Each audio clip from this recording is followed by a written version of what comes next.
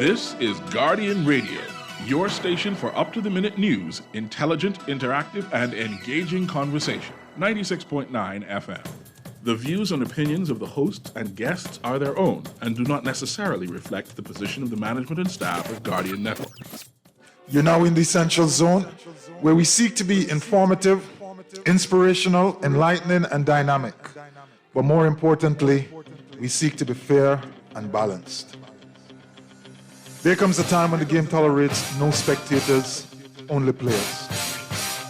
There comes a time when we must recognize that our individual aspirations shape our collective destiny. There comes a time when getting in the game, despite the risks, despite the challenges, regardless of the cost, is simply the right thing to do. There comes a time when we must find our hearts, find our soul, and pursue our purpose for the greater good of all, for country, for humanity. There comes a time when we must manifest our true greatness. Yes, there comes a time, and that time is now. So let's get down to the essentials. The essentials. Serious radio for serious people committed to advancing the national conversation.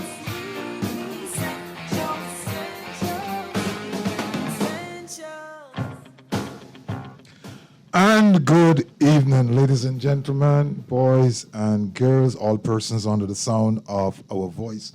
We're here this evening and we are going to have ourselves a good one as usual.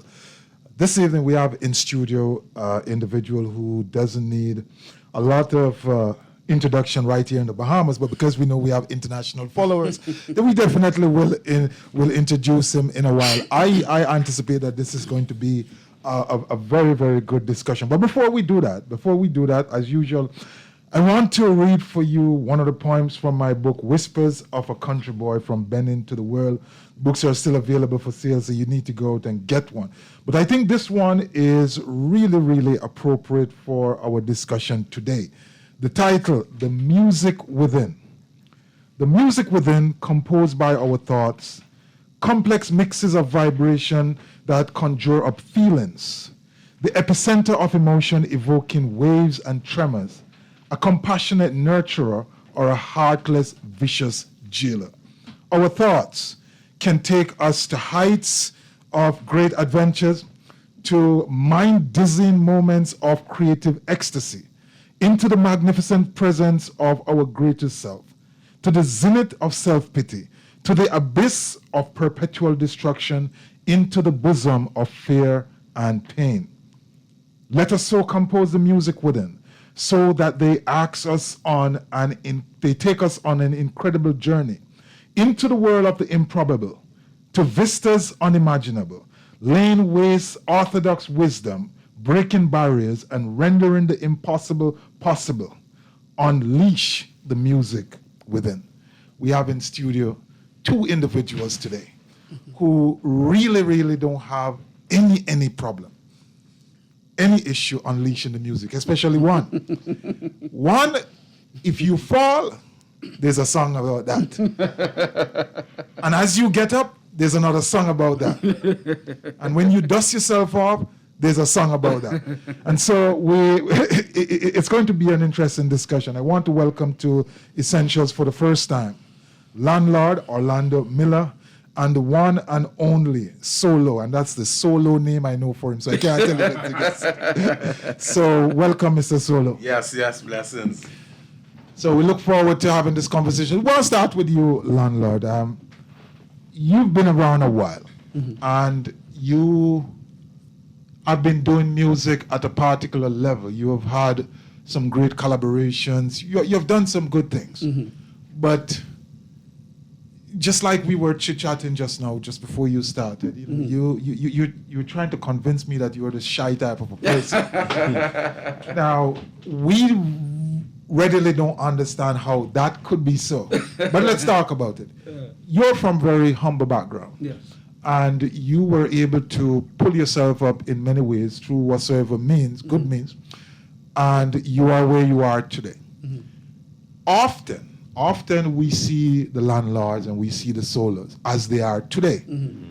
But we fail to tell the story, we as in you two, and often when the story gets told, persons fail to listen to it because they sometimes don't believe it can really have parallel to their own lives.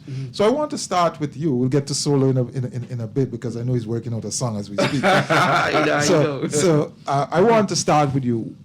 Who are you truly, and where are you from? Well, I'm from the Bahamas, and I really feel that I am here to make a change. I think that God put me on this earth for a reason and for this timing, because we all must understand that whenever God wanted to change the world, He don't send angels, He don't send armies, He sent a child. And He put a gift in that child. And when that child developed, the gift that He put in that child, He put it in that child for that time to solve a problem. And with me, I grew up with humble beginnings. I had a very low self-esteem. I had people tell me, landlord, you're not gonna be nothing in life. You won't get nowhere. And I started to believe that, and I started to live that. And I.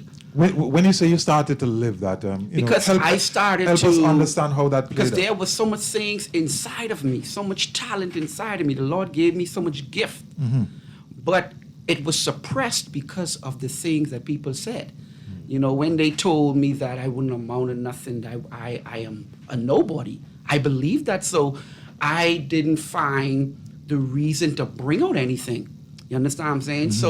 So all my life I was trying to really find myself, and I realized at a young age, I got myself mixed up with the wrong crowd and get myself into some mix up and trying to find some love. And music was something that was always there with me. Many times when I was depressed or going through different transitions in my life, I would find myself singing. I would find myself encouraging myself through music, listening to people like Luciano and some of the greats who really inspired me and helped me to get through rough times. So music was something I always had. And so I used it to build myself going through life when I was going through so much hardship in my life. And there was a guy, his name is Peter Runks. He ended up changing his life. And he started to connect with Pastor Dave Burrows, the pastor to Bahamas Faith, our pastor to Bahamas Faith Ministries, and Dr. Carlos Reed at the time. There was this movement that was going around at the time, Peace on the Street. And they invited me to come down by the House of Assembly downtown. And, I was tired of the life that I was living. I wanted something better because, like I said, I didn't grow up with the most, I wasn't a privileged child, so to speak. I went to school, boys up shoes, boys up pants, no lunch. I know what it is to get, to live from here, there, everywhere, not having nowhere to live. So I grew up, basically having nothing. You understand what I'm saying? So now I got invited to meet with these guys. And at the time, they were having a meeting with the then Prime Minister, Dr. Hubert Ingram. And so they circled me, they started to tell me about the Lord and what the Lord wanted to do for me. And at that time, I wanted a change. I wanted something different. And so I made up my mind, let me try this. And so I did. And they invited me to Bahamas Faith Ministry. And when I went to Bahamas Faith Ministry, the teachings of the kingdom that Dr. Miles Dawes were teaching, it wrecked all those bad words and the stuff that people said to me growing up. I mean, the kingdom teaching, and I mean, it annihilated that. I started to believe in myself. I felt that I was a leader. I was not a follower. Anything that I want, I can have. And so going there, for some reason, Dr. Miles gained favor with me. And he called me over and he said, my landlord, I want to take you away with me. And I said to myself, man, why would this man who's doing so much great things worldwide would want to associate himself with a person like me? Because remember growing up, this what people told me. Like I said, I started to believe it. You understand what I'm saying? And so he believed in me, and he mentored me and took me all over the world with him. And he started to speak in my life and told me, my landlord, you're gonna be great. The world is gonna know you. You just don't see a future, but I see it. He took me to Tulsa, Oklahoma, and he took me to ORU, the university that he went to. And he sat me down. He said, landlord, the world don't know you now, but they will. And he said, greatness is gonna come from you. And at that time, I still didn't really believe it, because those thoughts of what people said to me really sticked in. Yeah. But after, being around him and listening to the word and reading the word and, getting that kingdom teaching, it really built my confidence.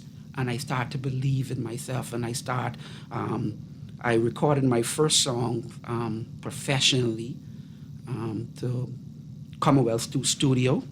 I got connected with other artists who was going to the church, and they showed me the way. And then Dr. Miles came along. He said, my landlord, let's do a song together. And we did a song called It Was Only You, Lord. And then we did just before he died, we did another song together about 3-4 months called All Over the World. And so the teachings from Dr. Miles and from BFM really caused me to be the person I am today, transitioning from gospel artist, radio, TV host, and so on to this day. Okay, so we went stick up in there, because we know he has a song by this. Solo, it's a pleasure. It's a pleasure to meet you, man. Yeah, man, it's an honor to be here. It's an honor. If I was in another place, I would ask you, what are you into, boy? Talk to me. What are you into? What do you mean? What are you into? What are you into? Music. Who is you? Solo, Sabaean man, gospel artist, also social commentary artist, producer. Yeah. That's Solo. Yeah. Now, where did you and when did you start to develop this love for music and also this genre? Because, there's a genre out there with only one man in it. Yeah. And that's you. But, when did you decide that this genre is going to be something that you want to explore and you want to use social commentary and, to use your music as a platform for, speaking into the sensibility of the country? Yeah, all right. Well, I grew up around music, different types of music, in my younger days, I used to sing in front of the fan. When you're young and you sing in front of the fan while it's spinning, not knowing that I would have my... You used to have a fan? Yeah, you got I don't know what you're talking about. Yeah, so I just said that to this day now, I have my own professional studio, from singing to the fan to a professional studio. Nice. When it comes to this social commentary song, the array of songs that I've done, it came from a challenge. It wasn't necessarily a plan that I had intent to do or say, let me see what can happen, let me see if I can get popular and like that. Me and Landlord and a few other artists, we was a part of a WhatsApp group. And two people of the WhatsApp group, Vanessa Clark and Keith Roll, they'd challenge me about making a song about the bridge toll going up $2. And so I told them, I said, anyhow, let me see if I can knock something up. So I ended up knocking it up, put it together quick, sent it out that morning, and that's when the song went viral. And since then, that's about almost 4 years now. Since then, I've been writing social commentary songs. I mean, it's like, it's the field chose me. I didn't really choose the field. You see what I'm saying? So I was chosen by the field. It's one of them. It's one of them things that you take and you fix up, right? The game chose me. I didn't choose Yeah. Watch it now. Yeah. So, but you have one favor, if you will, right across the board.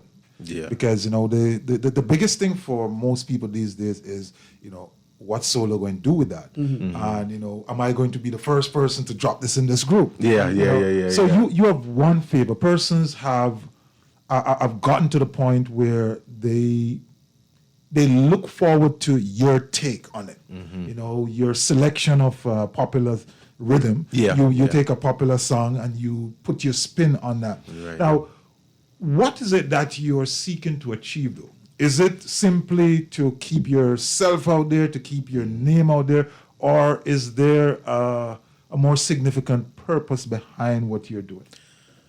Being a voice for the voiceless, and also having a message. All the songs have a message.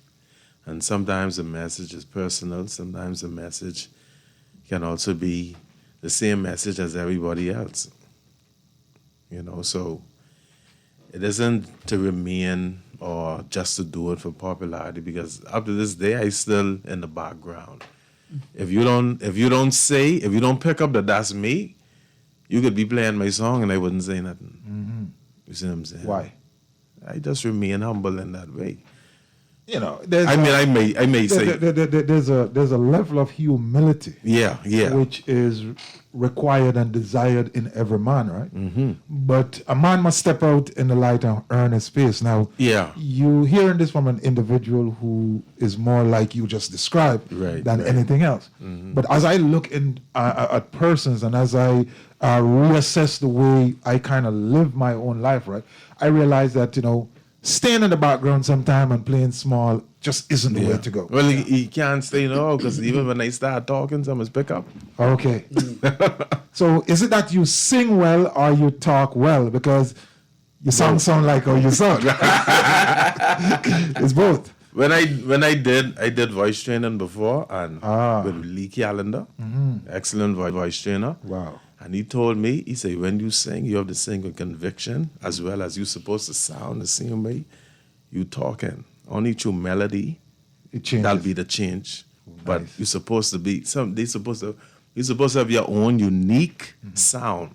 Okay. So that's where that naturalness comes from. Yeah. So even when you miss the note, because you miss some of them notes, right? so even when you miss the note, the fact that you have the ability to catch it, and when I am listening or singing along with you, right, I know I totally would have gone astray. That's because of the training and the time you would have invested developing yourself in the music. Right. All right, let's hear one of this solo thing and see how it sounds on radio. Because, you know, most of the time we only listen to it on the phone. On the phone. Let's hear how that sounds. Oh, now the bridge going through all this? It is, yes. Wait, what could be in my ass straight? What could be in your ass straight? That's through all this, bro. You gotta come up with, you dealing with that, all these things. Wait, they ain't care, but that's enough. Real talk, right? The people tryna take all our waters. The bridge toll gone up $2. Man, let me break it down, that's 8 waters. And every week, that's $10, Lord. The people tryna take all our waters. The bridge toll gone up $2. Man, let me break it down, that's 8 waters. And every week, that's $10. Every time they see us, they see money, money, money. Might as well tell us we must act like monkey, monkey, monkey. Cause they swinging us, yes, from left to right. We look like we on coke cause I'm out dead white. Yeah, we hungry. Yes, and so as you listen to it, you know, you hear the underlying message. Is think about us. You raise the price, but think about us. You know, don't swing us. Think about, you know, we have think to. about the money what we spending. Yeah, and we have to put this together. It comes from somebody's pocket. Yeah. You know, excellent. I know I was going to struggle with this aspect of the show, right? Because, you know, I ain't telling no lie. Solo cracked me up every single time. So you know, I've never, you know, sat down with landlord like this, but I kind of know him. Right? You know, I've never had the opportunity to meet you, so I wasn't too sure where it was coming from. So, you know, I'm thinking, here is a eccentric individual is going to walk through the door, right? And here is this cool, sober, reasonable-looking person who have absolutely no eccentricity in him. You know, the song some of the song make you sound like you're mad, but you are you are here in front of me, Right. and what I see is an individual who clearly have put lot of thought and lot of work.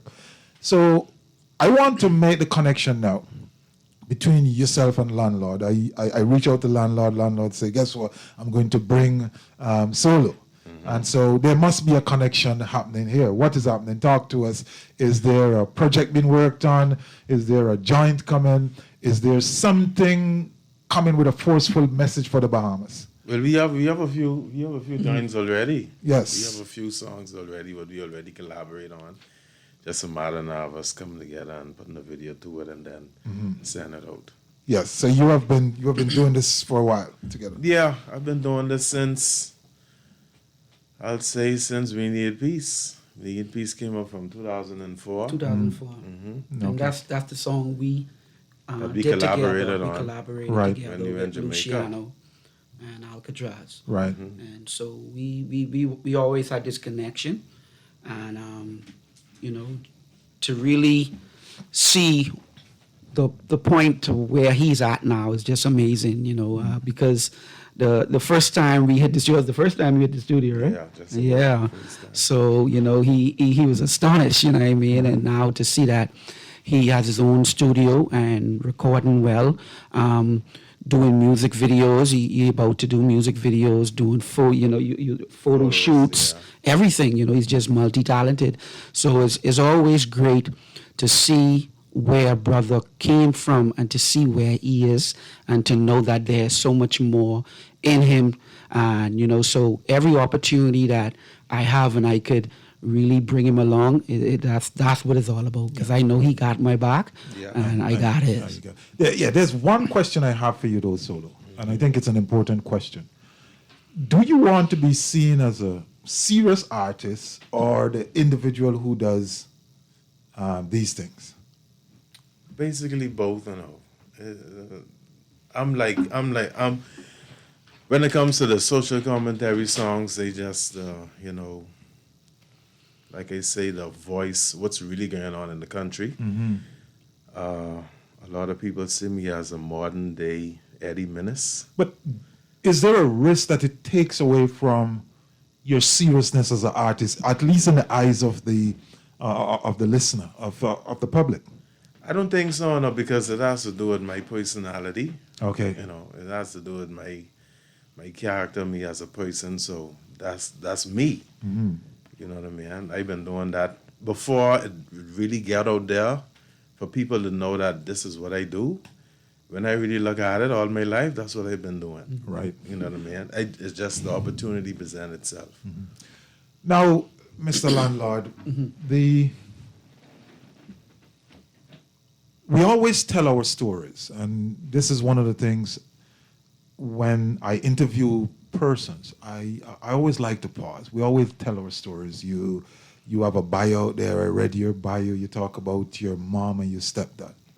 One of the things that we never do, and there's no intention of not doing it per se, because you know who you're talking about, but we never often stop to give a face, give a name, and spend some time with those individuals, the mom and the stepdad in your case, who really poured into us. And so we usually just gloss over and say, things were rough with my mom and my dad. But I want you to stop just a little bit and speak to them. And why that is important, and no disrespect, the mom for me is more important than the father. Why? Because she's always the source of nurturing. Yeah. But I always like for persons who have achieved stuff, who have become successful, who have changed their life, to reference those, especially mothers and fathers, who have helped them. So talk to us a little bit about that.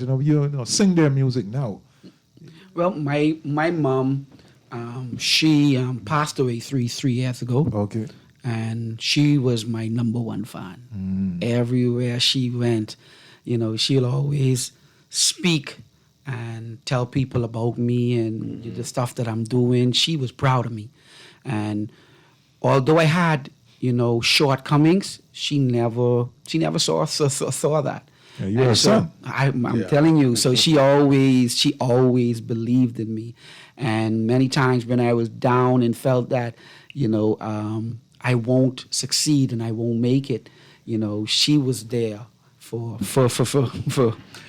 me, you know. And my mom, she had some serious challenges, you know, growing up with her, you know, it wasn't easy.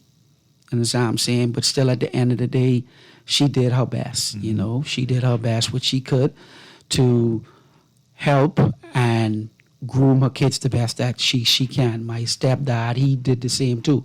You know, many times we can only give what we have. True. And a lot of time our parents, they didn't have they didn't have it to give. And as I'm saying, my mother, she was really young when she had her kids. So, and my grandparents and my mom, they didn't have a good relationship. So she left home at a very young age, at the age of 18. You know, so she never really knew how to. I don't even think I could remember my mom telling me she loved me before. She showed it. She was not that type of person that really, you know. Yeah. Not very verbal. Yes, you know. yes. So I didn't grow up with that. Yes. And now that I have my kids, I tell my daughter and my son I love them every day, and they tell me they love me. So these are things you just have to learn as you go. And like I said, my mom, you know, they did the best that they could. Yeah. You know, but I have to break the curse and take it to the next level. That's powerful. Yeah. Mr. Solo, Yes, what sir. about you? You know, mother, father, family. Mother came from a single parent home. My father died when I was about 11 years old. And throughout my whole years of my whole toddler years, him and my mother, they separated when I was like 3.5. So from 3.5 straight to 10, 11, I didn't saw my father. Wow. So all the birthdays and all of the celebrations, all of the Christmas, all of the graduations, there was no father there, only mother. You know, so, but at the same time, when we had moved in the area of Pinewood Gardens, he was living in that area. And he was a mechanic. And I ended up seeing him at that particular time, and we ended up spending a short amount of time, a very short amount of time, you know, going to see him and watching him do a little mechanic work. And because he wasn't there at the time, it really didn't bother me like how some people be mad, oh, he ain't come see me. Right. When I saw him, I mean, it's like I saw myself because I looked just like him. Wow. You know, so I was joyful to see him and know that, you know, he was there. Yeah, but the absence didn't bother you because absence you were didn't bother used me. to it. You know, but he died from AIDS. I watched him from being strong and strapped Wow. till basically withering away right before my eyes. You know, so, and that was 2 days before Christmas. He died. He died. Yeah. You know, but I learned a lot from him not being in my life because I'm a father now, you know, with 3 kids. So even he wasn't there inside my life, but I in my kids' life. Yes. And him and my mother, they separated when I was 3.5, but I've been married since, been 12 years now. You know, so I've surpassed him, you know, in a lot of ways. But I also learn from his mistakes so that I don't repeat it. That's powerful. That's powerful. You see, and this is the reason why sometimes, you know, you have to stop and have serious conversation. Yeah. Because there's nobody who could have convinced me that I could be, you know, hearing this from Solo. and you know, such a powerful story. You know, to have a father, to know him, to see him, you know, go out like you said he did. Yeah. At the end of the day, to be able to grow up and become an adult man, and to draw from him as an inspiration, at least the things that he didn't do, Yeah. and to use that in your life to be a better person, that's a powerful thing. And so, ladies and gentlemen, as you listen to Solo, remember that, yes, he may sound a little bit comedic, but this is a very serious human being. Yeah. This is an individual who understands where he's at. He's not just dropping words, or as they say, spitting words. He's delivering a message. And behind that message, like himself and Landlord, behind these human beings, behind these individuals who are striving to do great things in the country, there is a story. And that story really for them is, I struggled, we met in points of hardship, but we overcome. For us listening to your story, it is, if you can do it, then it's also possible. If they can overcome these challenges, then it's also possible for us. So whether you're a young man or a young woman out there, a young mother, a single mother going through a similar experience as Solo's mother, or going through an experience as Landlord's mother where, she had children when she was very young, think about the potential. Think about the possibility. Think about who you just birthed. You may have just birthed another Landlord. You may have just birthed another Solo. You have created or helped to co-create with the Creator an individual who will change people's lives and inspire them. And so we want you to always, despite the challenges, despite what you're going through, never give up, never be doubtful, and more importantly, if you take the message from Landlord, don't listen to people who tell you that you cannot become anything. Because there's only one individual in the world, absolutely only one individual in this entire world who can tell you that and make that be so, and that is yourself. The moment you believe, it becomes real. We're going to take a break here, and when we come back, we're going to continue this conversation. We want to hear what Landlord is up to, because, a young man started Baintown, right? The Grove. The Grove. Farrington Road. Grew up in the Grove, Farrington Road. But now these days, he's walking on the high streets of the world. And so we want to hear that story. You listen to Guardian Radio 96.9. This is Essential. I'm your host, Hubert Edwards, and I'm here having a conversation with the one and only Solo and the one and only Landlord. Come right back. So serious, time for these essential.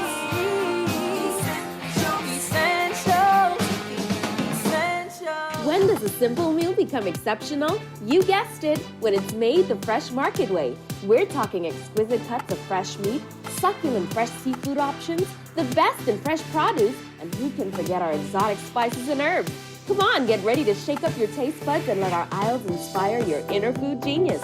Homemade salted caramel ice cream, egg noodle stir fry, time to walk and roll. Slow smoked beef ribs, oh baby! Remember, go fresh and craft delicious with Fresh Market. Enjoy an elevated mobile experience with BTC, giving you Unlimited talk for the best conversations. Unlimited data for all your online fun. and unlimited roaming to stay connected while overseas. For just $50 per line. unlock unlimited mobile talk, data, and roaming when you sign up for BTC Superfast Fiber Internet with speed starting at 100 megabits per second. Enjoy more great savings and value. Upgrade or sign up today. Visit any BTC store or btcbahamas.com. Conditions apply. For the best jerk in the Bahamas, you must have Baloo's. Pork, fish, and chicken served with our delicious country-style sauce and authentic festivals. Baloo's, Nassau East South. Call or WhatsApp 376-8951. Baloo's, the jerk with the soul of reggae and the spirit of Junkanoo. Baloo's jerk, traditional, slow-cooked to perfection. 376-8951. Get yours today. This is Guardian Radio 96.9 FM. Fresh news, smart talk, all day.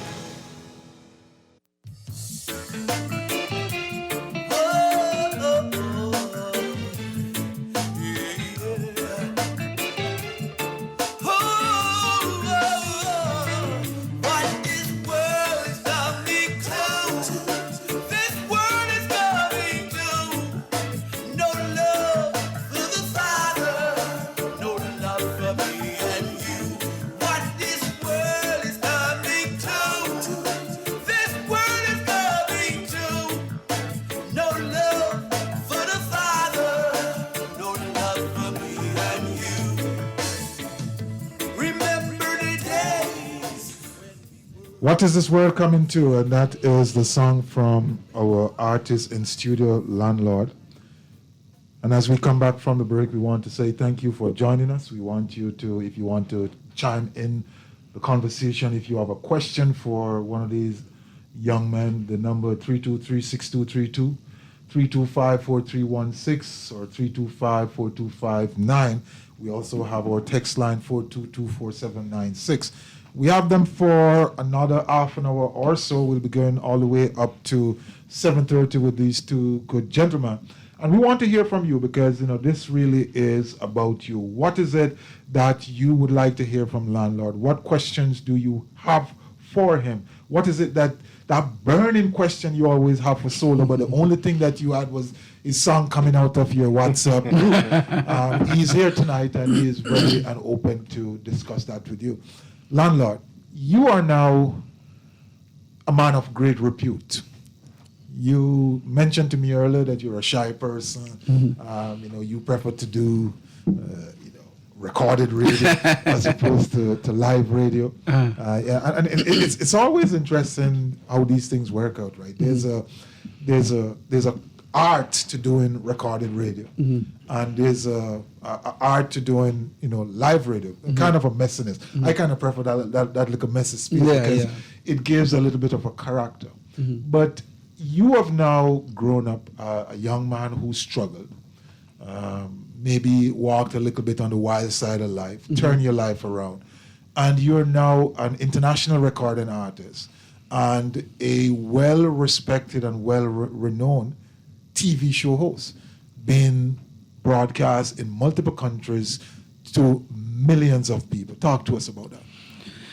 Yeah, I started radio and TV about 6 years ago, never saw it coming, and that was a prophecy that Dr. Miles once again gave me after he died.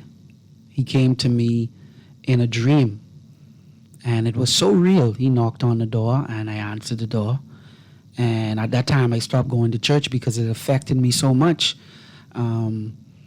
Whenever I go to church, I would remember, certain songs we sang together, and, there was so much people we lost, like LeVard Parks and so much who were so close to us. And so, I just gave up on music, gave up on everything, gave up on my faith, everything. And so I got this knock on the door, I answered, and it was him. And it was so real. He grabbed me and he hugged me. And I said, "Man, how are you doing?" He said, "Man, I'm doing good, And like I said, in my mind, I saying, "You're supposed to be dead. Why, what you doing here?" And I invited him in, and my wife was cooking, and we sat down. Anybody know Dr. Miles, never traveled with him.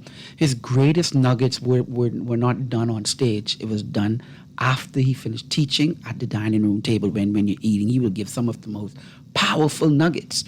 And he started to scold me. He said, "Landlord, like, what you dealing with, boy? What are you doing with your life? You're not singing no more. You're not doing. Why are you, already live my legacy. Stop worrying about me. Start working on you. You're going to be great." And this was in 2014. You're going to touch the world. People all over the world is going to know your name. People are going to reach out to you. You're going to work. I'm telling you, he speak life into me. And he got me on track. A week later, I got a call from a friend of mine. I met to the Stellar Awards in Nashville, and he is syndicated on 200 plus radio stations. And he said, "Landlord, you ever thought about doing a radio show?" I say, "What, radio show?" I said, "The only thing I know is to hold a mic and sing. I can't hardly talk. I ain't the sharpest knife in the cupboard."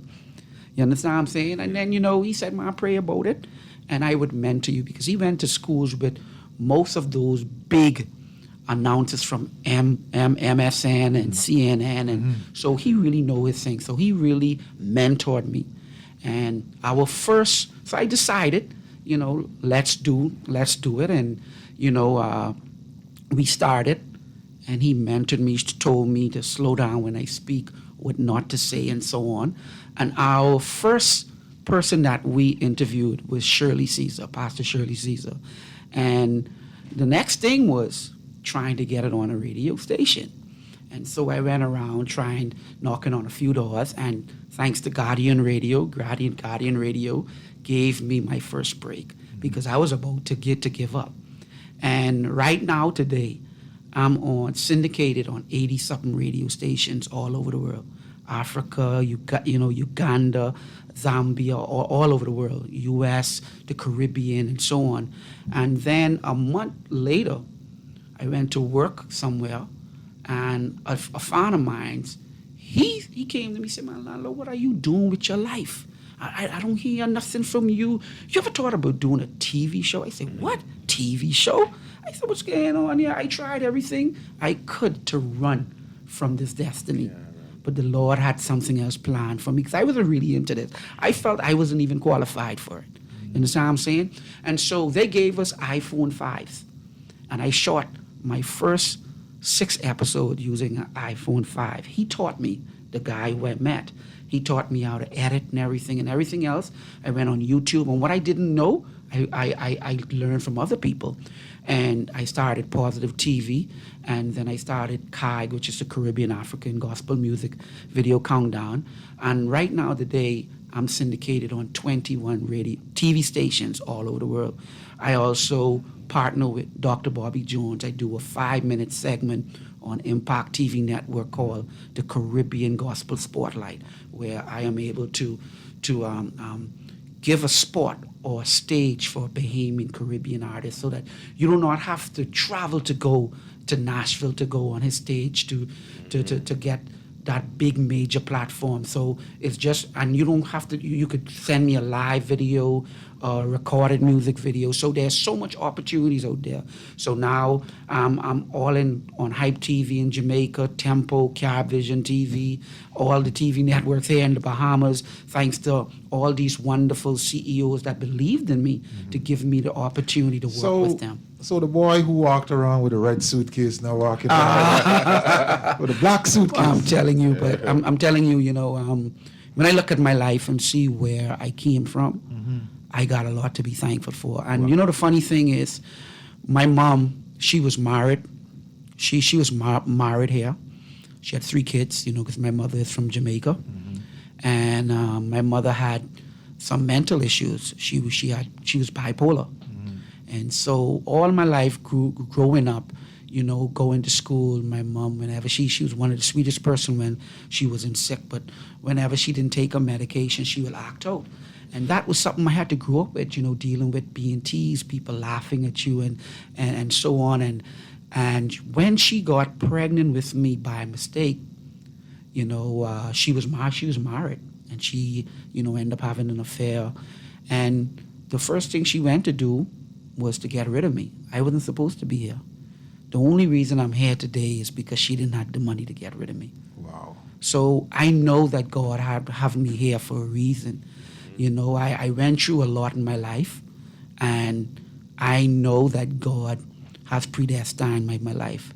And my aim is to, and that's why I like to share my story, because I don't know who's listening and who I may be able to encourage and support. Because a lot of time people see you in your glory, but they don't know your story. And that's why before, what I was ashamed to share with you today, I go around and I share with the world, because I realize people will forget your music, but they will never forget your story. True. That's how powerful it is. As I listen to you, there's a lot to take encouragement from. The one commonality I take from your story is the fact that before I started radio, before I did the first thing in radio, there was that same man who you dreamt about, Dr. Miles Monroe. And he was the individual who encouraged me. Quick story. I sent a proposal to a couple of radio stations, and they turned me down. And, say, forget about this. It's something that I liked, but it's not something that I necessarily needed to do.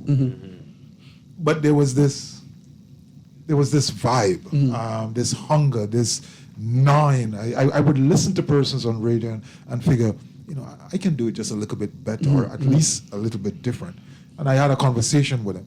And I remember when I decided to do the second proposal, himself, Pastor Rich, and Pastor Francis came to my office then. I was at Bank of the Bahamas. Okay. And he came for a meeting. And after the meeting, all three of them came in, sat in my office, and we talk about it. And they, do their thing, put their hands over. Yeah. They prayed for it, blah, blah, blah. And the rest was history, as you said. But, just listening to your story, I've never thought about, hey, I could do a radio show and be syndicated. That is maybe another level. I certainly am not necessarily wanting to pursue that. But you were able to do that coming from zero experience, not being enthused to do it in the first instance, but now you are on a regular basis before millions of people. Persons need to understand this, and they need to understand what it is that you're doing. There are, at best, 400,000 persons in the Bahamas. At any one point in time, one of your shows is reaching 200 million, 80 million people. How does that make you feel? What sort of an obligation does that give you as a man who came from zero to where you are today? I really don't think about it like that, and because at the end of the day, if it gets to your head, you lose the whole focus. Right.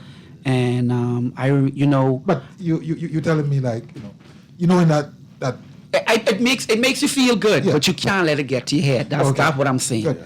And so to say, a lot of people, they see me on radio and they see me on TV, and then when they see me in my workplace, I in the auto detailing business. I've been doing it for 20-something years. And I had 4 locations. I give up 3. Now I have 1. And many times people would see me on TV, and next minute, like this guy, this inspector, he came, he's a customer of mine on Marquis Madera Street. And he came there to get his car auto detailed. And the man just burst out crying. Big man, 60-something, 50-something years old, burst out crying. I asked him, what happened? He said, landlord, I just watch you on TBN. I just watch you on this. He said, do you know how much people, if they had accomplished about 20% of the success and popularity that you have, they would never come out here to do what you do. But the thing is, the Bible say those who humble themselves, he shall exalt. And I think being to the car wash keep me humble. You understand what I'm saying? I think even Solo, he does the same thing too, and that's what keeps him humble. Because sometimes these things and people could get to you. They could tell you, oh yeah, you're doing all of that, and sometimes it could be a plan of the enemy to just sway you from the plan of God. So you understand what I'm saying? So I think doing that really keep me humble, and although I'm doing so much, I still feel that I could do more. There's more you can do. Yeah. Well, so let's not live out our friend. Solo. It's my brand new friend. By the way, I when I posted on Facebook today, I said, you remember what I said? Yes. I know there's going to be a song for the Essentials. So, I'm going to listen for that. Solo was on the Essential. As you listen to Landlord, and he goes into his story where he developed and where he is now, what would be the parallel for you? I mean, I know there are similarities, so talk to us about that. I understand you detail cars too, right? Yeah. So, it's like, if Landlord do it, you do it too. So basically, we met. This is where we met after Carlos Reed, the government came up with the Hope Center, and Operation Redemption. That's where we met. A whole bunch of us. We met there, and we went to church together, and so that's the connection. That's how we end up connecting. Yeah. We end up working together. I see. And we break off and start our own stuff. So talk to me about the break off part now, because what I'm trying to get from you at this moment, we know who you are, we know what you do, right? What is it that's in the future? What next big thing are you looking to do, working on? Can we anticipate? What is it that when Solo, just after he prays and decide to go to sleep, what is it that you're dreaming about? Well, music is an extreme passion of mine. I don't see myself doing, even though I do auto detailing and I've been doing it, close to 20 years. I could see myself being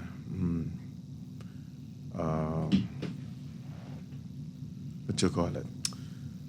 A producer, but a jingle producer. Jingle producer. A jingle producer. Okay, so as well as teaching others how to make jingles and create songs, because you have a lot of people who have songs been sitting down for years, 10, 15 years, write it and put it down. You ain't never do nothing with it, get discouraged. And me and Lana spoke about it too, about, collaborating and being able to help some people's dreams come true through music. Yes. Some people never got a chance to be an artist. Some got discouraged. And we've been there too. I've been there too when, as an artist, no one calling you, being productive, but yet you ain't moving and you ain't going nowhere. And sometimes you have to take advantage of the opportunity that you can make for yourself. And through the social commentary songs, that's where my opportunity came. Yeah. So you have found your space. Yeah, that's my space. Yeah, what I've heard from both of you, you haven't come out and said explicitly, but I've heard you mention it multiple times. It is now your time to help some people. It is now your time to give back. You were the beneficiary from, Pastor Borrows and the rest of them. And I think we have a call on the line. Let's hear if we can take this call, because I'm sure we want to hear from our listener. Caller, you're on Guardian Radio. Go ahead. Caller, go ahead. It's Hubert Edwards. This is Hubert Edwards. Hey, Hubert. And who might this be? This the original Davy B. Dave Burrows. Pastor Dave, it's certainly a pleasure to have you here this evening, calling in. I know we wanted to surprise landlord, right? So we're going to confess that we kind of set this up. So when I'm in your presence, I know that I just need to do one thing, to just give you the mic. So I'm handing it over to you. Yes, sir, yes. Talk to us. Well, we are all proud of Landlord. Landlord is one of those guys who are showing the way on what's possible. A lot of people, they complain about our young people today, and, the outlook sometimes looks hopeless based upon what you hear people say. But, Landlord's story is an inspiration to all of us. He has made us proud. A young man who's come out from the streets to the point now where he has a global television syndicated network. And, it just tells you that with God, all things are possible. If you have the right focus, anything can be done, but you have to make sure that you submit your life to the one who can make it better.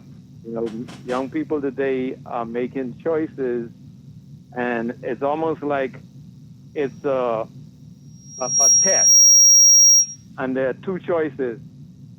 Like if you go to school and they give you a test, normally they'll say, well, okay, here are the two questions. One is right or one is wrong. Just, pick one of the answers. Mm-hmm. But the way life is, we actually know which one is right, and yet we still choose wrong. That's why the Bible says, God said, I put before you life and death, blessing and cursing, so choose life. And I thank God that, persons like Landlord, myself, others, when we were... And don't forget the great Solo. Solo is here with us. Oh, Solo is there too. Boy, you got a heavy crew in the house, man. Yes, man. I Pastor Dave, I met Solo for the first time today, and I'm totally floored. Honestly, just listening to his music, I was expecting a totally different character. And in walked this very sober, serious man who I know came to do business this evening, and it certainly been a pleasure and eye-opening experience having this conversation with him. Yes, so Solo just blessed us about a week ago in church. I have to send you the video because we had a number of young fathers sharing their story. And after that, after Solo shared his story, a number of people came to me and they said, man, Pastor Dave, who is that guy? He said, his story is so amazing. And they were blown away by his wisdom, by his testimony of being married for 12 years, taking care of his kids, providing for his family. And, it just goes to show with God, all things are possible, man. Yeah, so Pastor Dave, sir. as you reflect on the lives of these young men, you I got know. two more originals in the house. Yes, I know you will. So I'm happy to to join you all today and to just give a little shout out and a word of encouragement to Yes. all who are listening. We definitely appreciate the fact that you took the time out to call in. We wanted to do this. Hello. Hello. We still have you. Don't go yet. I just have a quick question for you. In terms of when you sit back and when you look at where your life is coming from, you turn around your life to you are the person you are today. What message would you leave to that young individual, the guy from Baintown, the guy from the Grove, the guy from, wherever there is in the Bahamas that people struggle, or wherever in the world, an individual who's struggling, what's that one word would you want to leave with them, looking through the lens of Landlord and Solo? The signal dropped a little bit, but let me make sure if I get the question right. So you were saying that what do I say to the young people out there who are struggling and trying to figure out what to do with life? Yes. Oh, okay. Well, what I would say to young people is that everybody has a struggle, no matter what your background is. Sometimes, we get the impression that only poor people struggle. But the truth of the matter is the rich, the poor, the black, the white, everybody has a challenge in life. Life is challenging. And if you want to succeed, the same choices are required, whether you're rich, whether you're poor. You can find a rich man and he can blow his life away. I look at Whitney Houston, sold 100 million records, but ended up on crack cocaine. So it's all about choices, and it's good to see examples. It's good to see people who have made the right choices, and as they've made those choices, it's caused their life to turn around. So it's all about making the right choices, and the choices between right and wrong, between good and bad, between productivity and laziness is before every human being. And no matter who you are, you can make the right choice. And Landlord and Solo are testimonies of that. People have written them off and say, well, these guys, they from the hood, they don't have a future, they're going to end up in jail. But they've demonstrated that, by choosing God, by choosing the right path to go on, that things can turn around. I look at my life, I was written off. People never expected me to be anything, at least not anything good. And I was fulfilling that prophecy, Right. I was on the road to destruction. Right. But one day I made a discovery, Dr. Miles Monroe used to always talk about, once you discover your purpose, your life has meaning and you have a destiny. When you have no purpose, then life just exists. You don't really have a reason to be here. You don't know why you're here. True. And where purpose is not known, abuse is inevitable. There is going to be abuse.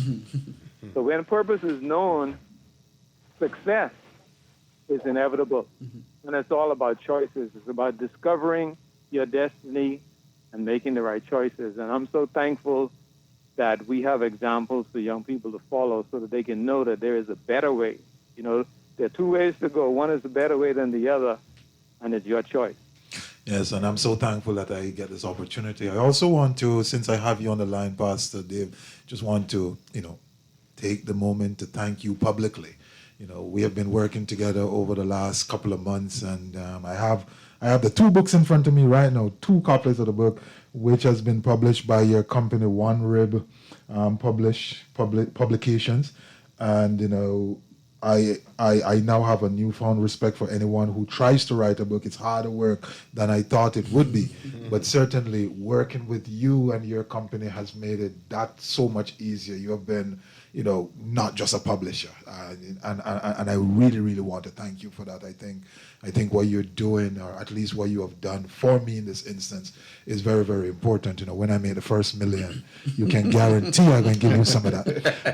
But for the time being, I look forward to continue working with you in that regard. Hello? Yeah, go ahead. We listening? I believe he said he can't hear. Yeah, maybe he has. We have lost Pastor Dave a bit. You can hear us, Pastor Dave? Well, if you can, maybe you want to call us back and wrap up your session, because a senior pastor should not leave the stage without giving his wrap-up call. Right? So in the meantime, Landlord and Solo, as we come to the end of the section with you here, just your final words. What is it that you want to leave in the minds of the individual? What, last thing you want to tell us about yourself, what's coming up, what you want a young person to hear out there? Well, firstly, believe in yourself, and learn how to counsel yourself, speak to yourself, because sometimes you're not going to have people there to talk to you. Right. And so you got to be able to talk to yourself and encourage yourself. And secondly, I just did a book called Lord, You're My Strength, From Adversity to Triumph. Supposed to release last month, but I just got a word today that the book is officially finished. And, I also, with the company that I'm working with in California, they also connected with the movie world. So they right now is hooking up a possible movie deal with my book. Okay. And so I'm excited about that, to share my story with the world, not just through words or music or through a book, but on the big screen. So, just want a lot of people in the ghetto, the Grove, the Farrington Road area, Baintown, doesn't matter where you come from.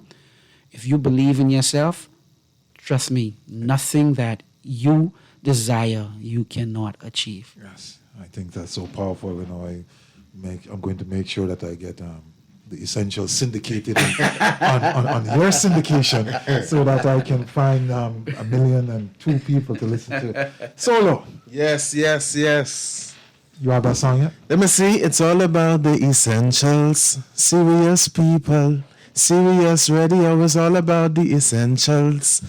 Landlord, Hubert, and Solo. All right. Then. All right. Yeah. So, I expect you to fix that up tonight and send that out tomorrow. But this is the type of talent. I think you have a unique talent. I know you guys are Christian and you're doing your thing. But there's a guy who reminds me, or you remind me of, right? He's not a good guy like you. Yeah. And that is Ninja Man. Ninja, yeah. Ninja Man would sit in front of you, and in 5 seconds, 5 minutes, you have a whole song. Yeah. And so it's a talent, it's a gift. Yeah. You should nurture it, and you should always seek to take it to the next level. You have a great example of Landlord beside definitely. you. And the message from me, the thing I'm taking from the show is, the beauty of you two together, helping each other, supporting each other, and trying to ensure that as you become successful, he becomes successful. Same way, and the message which is emanating from this, you haven't said it in words, but you are not leaving those people behind. No. Because we know that there's some guys around you at the car lot and that sort of thing. And so it's really good to know that you guys are working hard, being successful, but you're giving back. So your final words, Solo. Final words. Find your passion. Find your passion. Find your passion. Find what you do effortlessly than anybody else. Because once you find what you created to do, it'll steer you in the right direction, especially if you love it. Yes. And remain humble. The more you remain humble, the more opportunities present itself to you. Yeah. There you go. That's it. Ladies and gentlemen, we've been having a conversation with Landlord and Solo. We went over just a little bit, but it was worth it. It was worth it. And we had a call in from Dr. Dave Burrows, Senior Pastor at BFM. And so we want to thank you for listening to that section. We're going to shut this down now. And then when we come back, we're going to talk a little bit about independence. And so, your final happy independence, because nobody will hear your voice. And, even though your station and your radio show is big, right? They're not going to hear your voice before independence. So please tell them happy independence. Yeah, happy independence, Bahamas. We came from a mighty, mighty long way. We went through some rough times, with the storm, Dorian, but we still here, and we still here to stay, all because of the Most High. Yes. Tell them happy independence. Happy independence, Bahamas. Happy independence. Happy independence. From 1973, that's when we were free. Happy independence. There you go. Thank you so much, gentlemen. We'll take a break, and when we come back, we get into a little bit of independence discussion. Don't move. Come right back.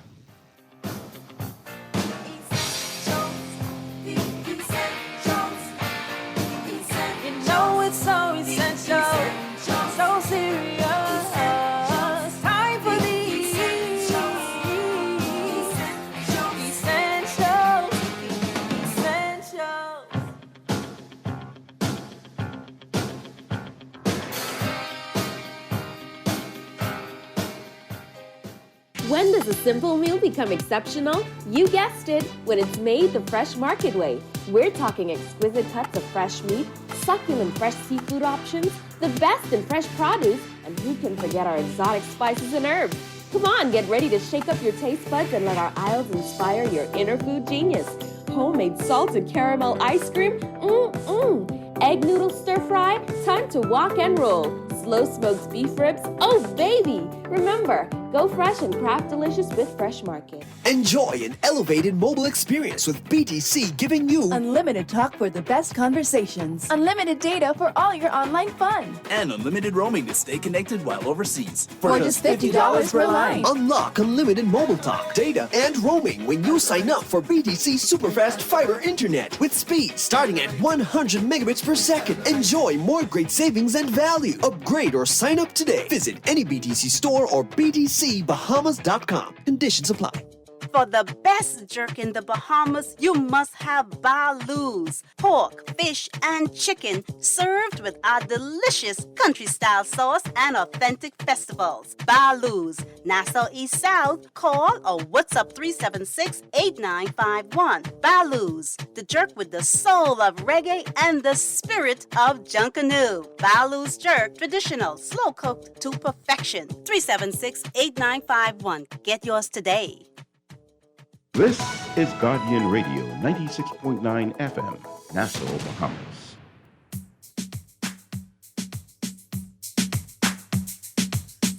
Landlord and Isabel Davis, Caribbean style.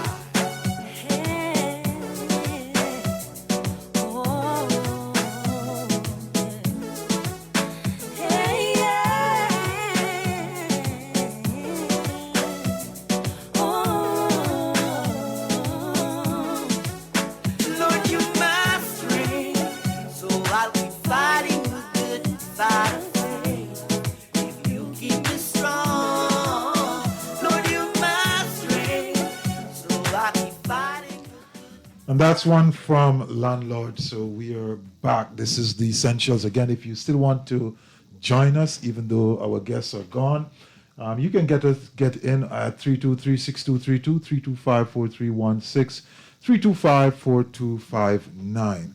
So we are sitting right now on the eve of Independence Day, and want to have a conversation. Today I listened to Shivaga Lang, as I always do. It shows tend to be very, very, very informative. I listened to one today and I really had to request the show because it gave this wonderful and very rich example, historical walk through the economic issues of the Bahamas, economic history, if you will. But towards the end, he then launched into some discussion around independence. And one of the things that he said in ending is, yes, we can always make an argument that we could have done better. But there's a flip side to that argument. Did you do good? And the answer to that is yes. So the Bahamas could have done better in many, many regards. I am going to be one of the first one to say I know at least one or two areas where more could have been done and should have been done. But in the first 48, as it's been referred to elsewhere, the first 48, the country has done pretty well. And I would take that as evidence that given that good was done over the last 48 years, the capacity is there to do more, to do it again. So yes, more can be done, but we have to celebrate what have been done. But there's a cautionary tale here. And this is what I want to talk about very quickly. We're not going to get too deep into that. We don't have a lot of time. But we have to ensure that we're moving in tandem with ourselves. And what do I mean by that? Together. Part of the motto of the Bahamas says together. The word together. Forward, onward, upward, together.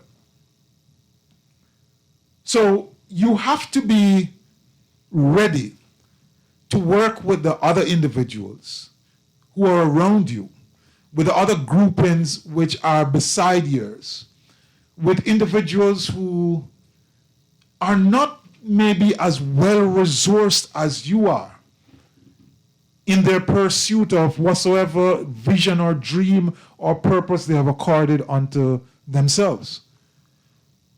Because ultimately, what we celebrate on the 10th is nationhood. Nationhood. But nationhood is not a static thing, it's a dynamic thing. It's ever evolving, it's ever growing, it's ever changing. But the one thing which must come out of all of this is, where is the humanity? And the humanity must be the glue. Again, I listened to Shivago as he interviewed Dr. Ian Strawn, and there was just this wonderful conversation about people versus nation. And the people existed before the nation. And independence represented something different. And in the Bahamas, coming from Andros and coming from Long Island and coming from Auckland is slightly different from being from the Bahamas. And so these are important things to remember as we live our lives, as we try to grow and develop as a nation. But always bearing in mind that yes, a lot of good was done, more could have been done, but the good that was done is signal of capability. I had the opportunity recently to have a conversation with a political figure, a minister in fact, and I said to him, you know, at the end of the day, you will be good. You'll be all right, regardless of what happened. If things go up, things come down, you will be all right. Me, I may struggle, I will likely struggle, but I may find a wherewithal to be okay. I believe that. But there are some individuals right here in the Bahamas who are dependent on persons like the political figure and myself, not because he's a politician, but because in this instance he's a leader. And not because I have any influence, but in this instance because from time to time I find myself with a platform like this. There are individuals who are looking to us to help them to be okay, to remind them that they have the ability to be okay, to say to them, look, regardless of what has happened, as we heard from Landlord and Solar earlier, regardless of a challenged childhood, regardless of losing a father when you were 11, and seeing him die the way he died from a disease, regardless of that, you can too become a great person. But that's at the individual level. At the collective nationhood level, we must make sure, we who have the opportunities to touch, to lead companies, to lead organizations, to speak, to write, to do whatsoever it is which impacts the psyche of the public, we must remember that we have an obligation to those individuals, and we must use that obligation with great care. Because that is the only way we are going to truly be in a position to celebrate and to grow on this self-determination that was fought for and which is going to be celebrated on July 10. Some time ago, I had the pleasure and privilege of interviewing the former Governor General Arthur Foulkes. It was a wonderful discussion. Interesting discussion, insights which had me going in different direction because I really just didn't think about it like that. Wasn't aware of certain things like that or didn't see it from that perspective. So it was a wonderful discussion. But somewhere in that interview, I played for him a poem which I'm going to read today to you. Because that poem brings out what I think is a very, very powerful message for all of us, but especially those of us who find ourselves in the privileged position of leading. And even more so, those individuals who find themselves in the privileged position of leading at a national level. It's about nationhood. And it's about growing and being responsible and caring and thinking about the other individual. So this poem by Henry Barlow, an individual from Uganda, the title of the poem is Building the Nation. And it says, "Today I did my share in building the nation. I drove a permanent secretary to an important urgent function, in fact, to a luncheon at the Vic. The menu reflected its importance: cold bell beer with small talk, then fried chicken with niceties, wine to fill the hollowness of the laughs, ice cream to cover the stereotype jokes, coffee to keep the PS awake on the return journey. I drove the permanent secretary back. He yawned many times in the back of the car. Then to keep awake, he suddenly asks, 'Did you have any lunch, my friend?' I replied, looking straight ahead and secretly smiling at his belated concern that I had not had but was slimming. Upon which he said with a seriousness that amused more than annoyed me, 'Wananchi, I too had none. I attended to matters of state, highly delicate diplomatic duties, you know. And friend, it goes against my grain, cause me, my stomach ulcers and wind. Ha,' he continued, yawning again, 'the pains we suffer in building the nation.' So the PS has ulcers too. My ulcers, I think, are equally painful, only they are caused by hunger, not sumptuous lunches. So 2 nation builders arrive home this evening with terrible stomach pains, the result of building the nation different ways." I know that that's a lot maybe to absorb in one hearing, but there's some important things from that poem. If you have a minute, if you have some time, I would encourage you to take a read. The way it started out, building a nation, here is an individual who drives. He's the driver for the permanent secretary. And he's writing this poem. And he starts the poem by saying, "Today I did my share in building the nation I drove the permanent secretary to a meeting. The message here, ladies and gentlemen, is simply this. Every single one of us, regardless of our station, is in the business of building a country. We have a role to play. And if you are the permanent secretary and I am your driver, I am contributing in some way to your ability to do that well. My effort is enabling. Too often we discount those who we consider to be lesser or doing lesser things. But here is where some of the important twists in this poem happened for me. When the permanent secretary, after having a very sumptuous meal, asked the driver, "Did you eat today?" Of which his answer was, "No, I didn't. But I'm slimming, which means I'm on diet, so I don't want to eat any food."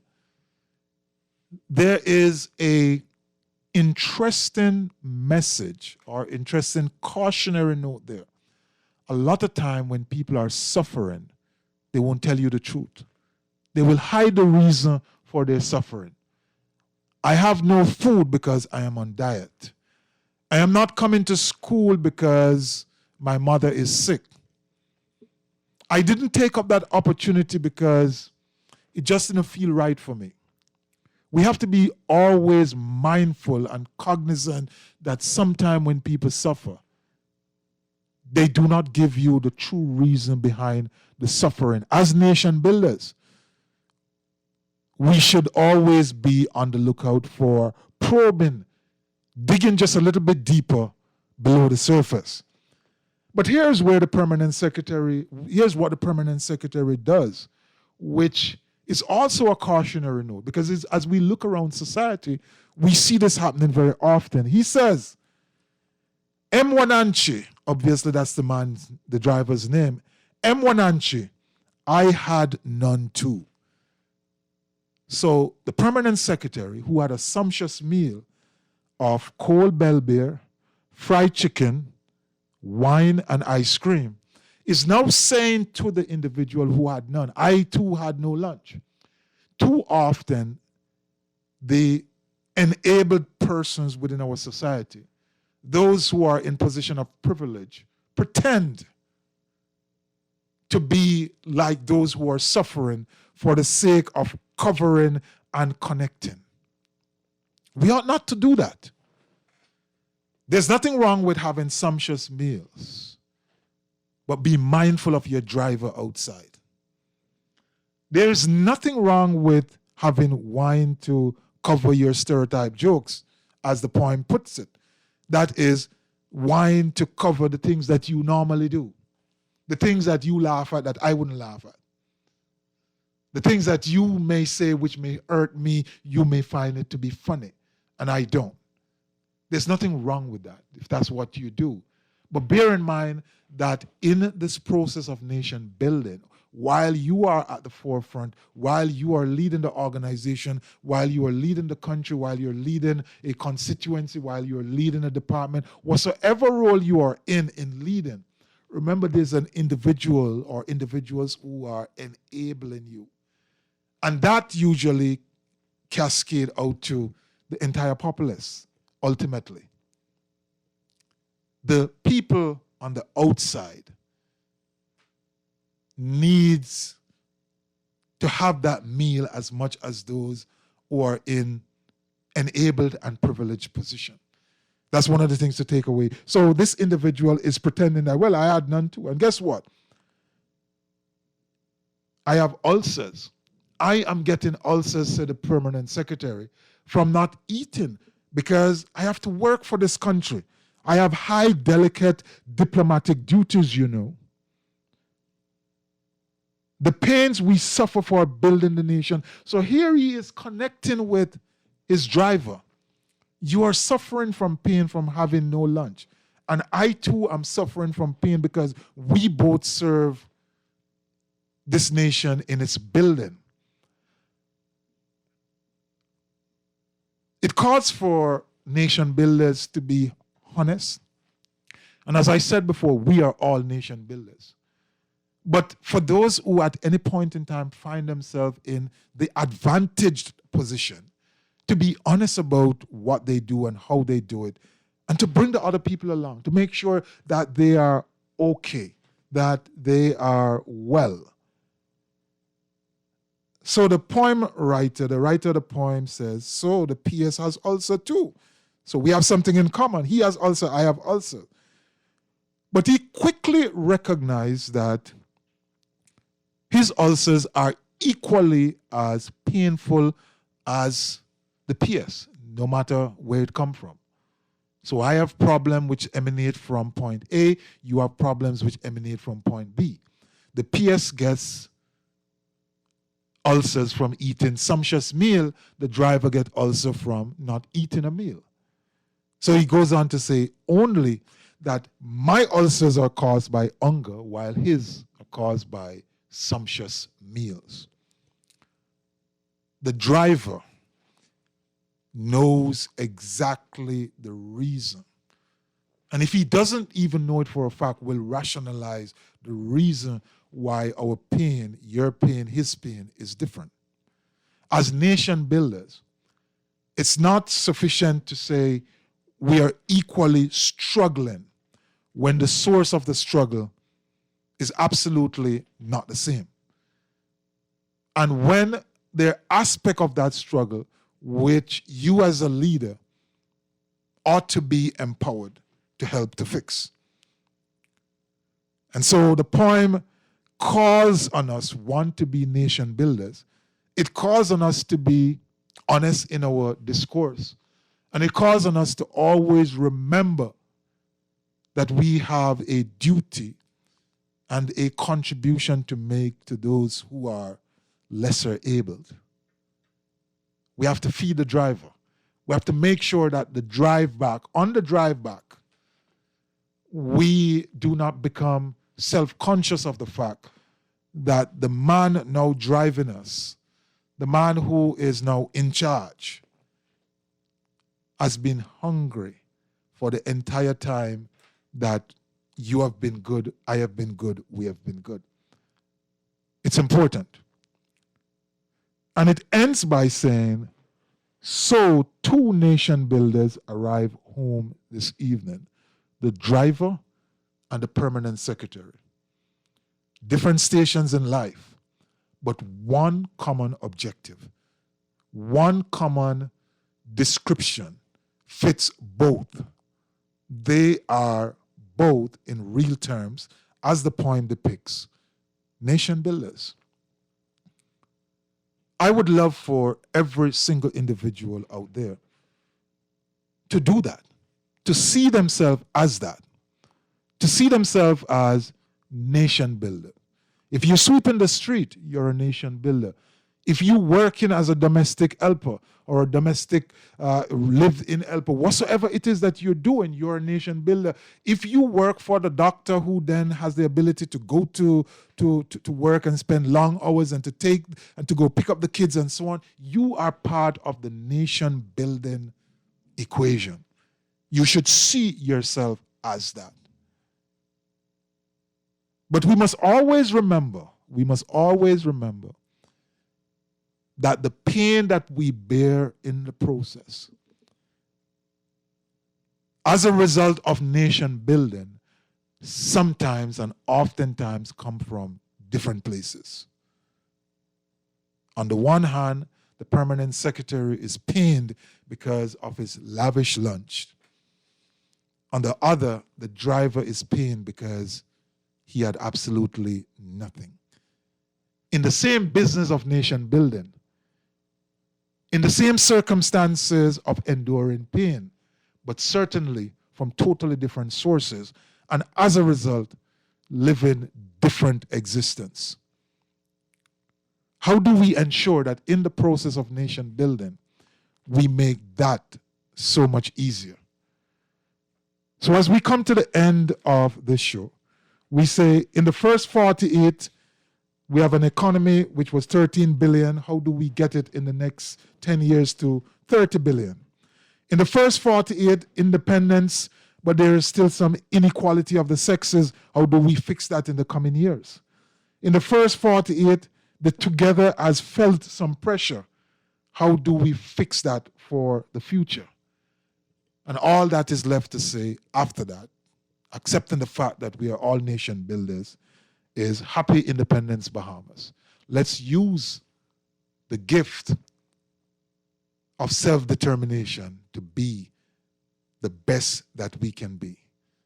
Let's end by saying, do not allow your greatness to become a victim of your unwillingness to change. You have been listening to The Essentials. Good night.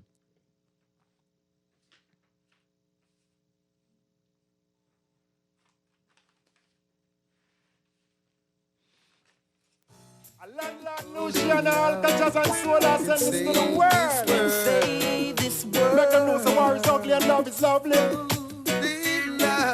Send it. We need peace.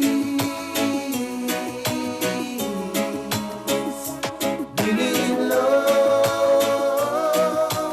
Oh, yes. We need peace. We need love.